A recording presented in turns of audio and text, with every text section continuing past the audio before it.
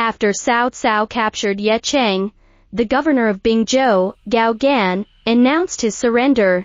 In order to appease him, Cao Cao asked Gao Gan to continue serving as the governor of Bingzhou, which was nominally placed under Cao Cao's command. What really troubled Cao Cao was Yuan Tan. Yuan Tan had always been ambitious and skilled in warfare.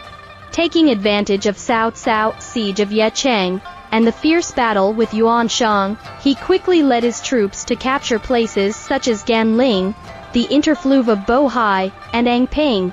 After Yuan Shang was defeated and fled to Zhongshan, Yuan Tan took the opportunity to attack and capture Zhongshan with no mercy. Under the relay beating of Cao Cao and Yuan Tan, Yuan Shang could no longer bear it. He ran to Guang and defected to the governor of Yuzhou, Yuan Shi. Yuan Tan annexed Yuan Shang's troops and conquered large areas of Jizhou, becoming the biggest winner. Of course, Cao Cao would not allow others to steal his achievements. Therefore, under the pretext of breaking the contract, he repatriated Yuan Tan's daughter, announced the termination of their Ridge alliance, and immediately sent troops to attack Longzhou. In December 204 AD, the Cao army arrived at Longzhou, but Yuan Tan dared not engage in battle and immediately retreated to Nanpi. Cao's army followed closely and arrived in Nanpi in January 205 AD. After Cao Cao arrived, he immediately ordered a fierce attack on Yuan Tan's position.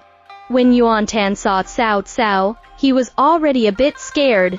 With such a retreat from Longzhou to Nanpi, the soldiers became frightened birds, and their fighting spirit was low. Under Cao Cao's fierce attack, the formation of Yuan Tan's front army had not properly formed before it was dispersed. But Yuan Tan was very valiant. Seeing that Cao Cao did not give him a chance to survive, he boosted his morale and fought to the death, gradually stabilizing his position.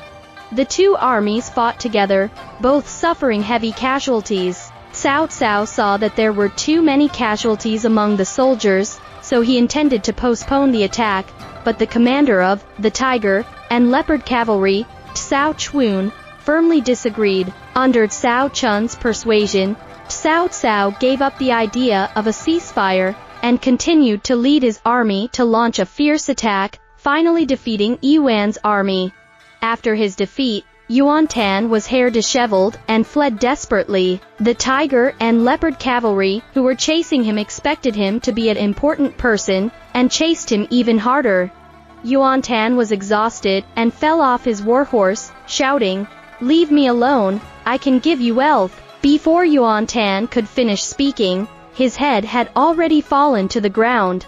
After Cao Cao entered Nanpi, he ordered the execution of the entire families of Gua Tu and Yuan Tan. In the month when Yuan Tan was killed, Yuan Shi subordinates Jiao Chu and Zhang Nan rebelled, and commanded their troops to attack Yuan Shi and Yuan Shang.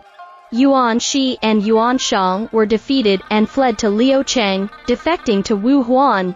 At first, Jiao Chu proclaimed himself as the governor of Yuzhou, but soon after, he, along with Zhang Nan and Xian Yufu, the general of the left Du Liao, led the troops of Yuzhou to officially surrender to Cao Cao. Several years ago, Gong Sun Du of Liaodong took advantage of the chaos in the Central Plains and captured multiple counties in Donglai through the sea, appointing Liu Yi as the governor of Yingzhou. After Cao Cao pacified Yuan Tan, he sent Zhang Liao to lead troops into Qingzhou, driving the forces of Gong Sun Du back to Liaodong, and the entire Qingzhou was under Cao Cao's control.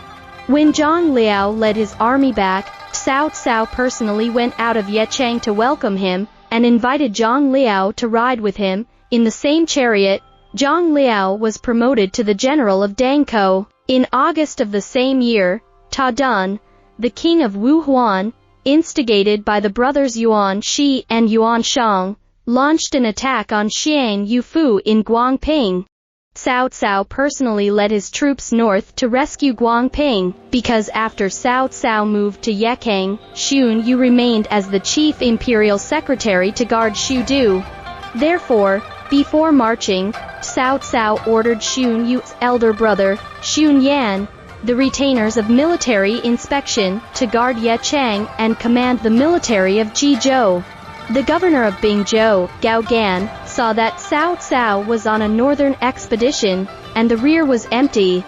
He rebelled and secretly sent troops to attack Ye Chang, but was repelled by Xun Yan. After the battle report reached the front, Cao Cao ordered General Yue Jin as the chief commander, and Li Dan as the deputy general to lead troops to conquer Gao Gan. Gao Gan stubbornly defended the Huguan Pass, but the Cao army could not win for a long time. In January 206 AD, Cao Cao repelled Wu Huan, and led a large army to turn around, and personally attack Huguan Pass. When Gao Gan heard that Cao Cao was personally attacking, he knew he was not match for Cao Cao, and left 2 generals to guard Huguan Pass. He then ran to the Xiongnu tribe, and requested reinforcements from the southern Xiongnu Xinyu, Hu Chuchuan. Since the defeat in Pingyang, Hu Chuchuan has been scared by the Cao army, and no longer dares to be involved with any anti-Cao forces, so he resolutely refused Gao Gan's request. Gao Gan had no choice but to retreat to Huazhi of Hedong. In the late Han Dynasty, the situation in Hedong Commandery was very complex. During the Eastern Han Dynasty, Hedong Commandery was under the jurisdiction of the Suzhou, and was under the jurisdiction of the Commandant of Sili. So, Hedong Commandery is nominally within the sphere of influence of Cao Cao. 3 years ago, Yuan Shao appointed Guo Yuan as the provincial governor of Bingzhou, when Guo Yuan and Gao Gan led their troops to attack Hedong. Zhong Yao still relied on Ma Tang's support, and Ma Chao's bravery to kill Guo Yuan and protect Hedong. But in reality, Cao Cao did not have strong control over Hedong Commandery. Wang Yi, the prefectural-level governor of Hedong, also served as the general of guarding the north and the marquis of Angyang village. He is a diligent and benevolent official who was deeply loved by the people of Hedong, but this person, on the other hand, is loyal to the Han Dynasty, and is considered as an official of Han Dynasty, not a trusted follower of Cao Cao. So in order to prevent the power of Gao Gan from infiltrating into Hedong, and further strengthen control over Hedong, Cao Cao ordered the transfer of Wang Yi, and the appointment of another trusted man as the governor of Hedong. On the one hand, the prefectural-level governor of the late Han Dynasty had a great power, equivalent to a warlord, and Wang Yi was naturally unwilling to leave. On the other hand, Wang Yi has been managing Hedong for many years, with a fair handling government affairs, that has won the hearts of the people. Local officials and people also do not want him to leave. So Wang Yi sent troops to block the ferry crossing and prevent the new governor from taking office. He also negotiated with Zhong Yao and tried various ways to resist Cao Cao's orders. And Cao Cao was also feeling a headache for the candidate for the new governor. Cao Cao urgently ordered Xun Yu to recommend a talented person. Du Ji was from Duling in Chang'an. After arriving in Shudu, he often went to the house of Gang Ji to chat. Xun Yu lived next door to Gang Ji, so he often leaned in the corner to eavesdrop on their conversation. After listening for a few days, he discovered that Du Ji was a talented person, and recommended him to become the inspector of the Chancellor of Works. At that time, the Chancellor of Works was Cao Cao, and inspector was responsible for supervising the officials with great power. Coincidentally, Cao Cao urgently needed a reliable trusted man to take over the position of governor of Hedong.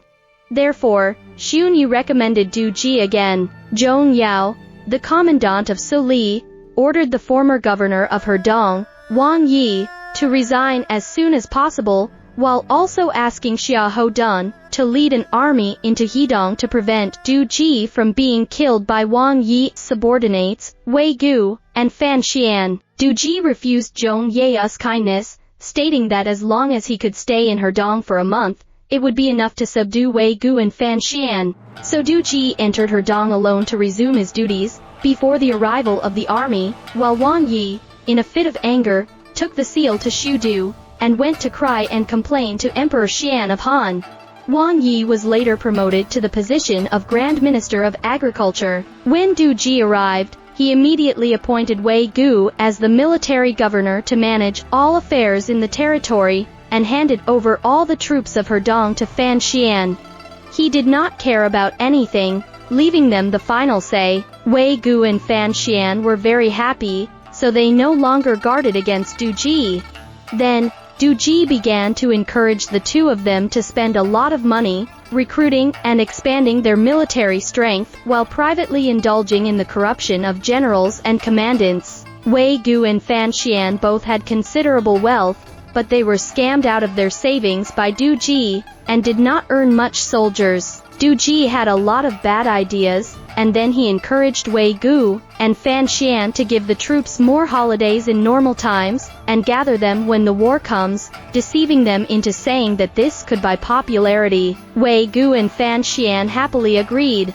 Du Ji took this opportunity to secretly gather soldiers and cultivate his own power.